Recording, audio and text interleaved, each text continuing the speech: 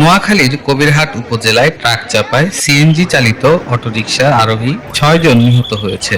আজ দুপুর ২টার দিকে উপজেলার আলিয়া মাদ্রাসার সামনে কবিরহাট বসুরহাট সড়কে এই দুর্ঘটনা ঘটে। পুলিশ ও স্থানীয়রা জানায়, দুপুর ১টার দিকে জেলা শহর মাইজদি থেকে ৫ জন যাত্রী নিয়ে বসুরহাটের উদ্দেশ্যে একটি যাত্রীবাহী সিএনজি অটোরিকশা রওনা হয়।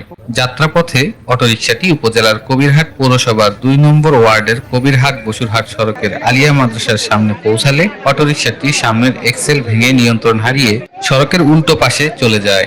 ওই সময় বিপরীত দিক থেকে আসা বেপরোয়া গতির একটি ট্রাক যাত্রীবাহী সিএনজি অটোরিকশাকে চাপা দিয়ে অনেক দূরে নিয়ে যায়। এতে অটোরিকশার চালক সহ ৪ জন যাত্রী ঘটনাস্থলে মারা যায়।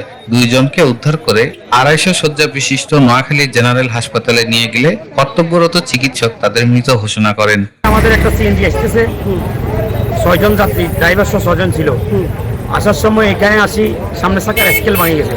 ভাঙি যাওয়ার পরে সে নিয়ন্ত্রণ হারাইছে। আমরা গাড়ি ধরতে পারবো না, ডাইন পাশে চলে এসছে গাড়িটা। বসুরহাট দিকে যাইতেছে, গাড়ি ডাইন পাশে আসার পরে যে ট্রাকটা ছিল ওই ট্রাকটা ব্রেক মারে নাই। ট্রাকটা এটারও সব শেষাই যাত্রী সহ মনে করেন আরো ২০০ মিটার নিয়ে গেছে।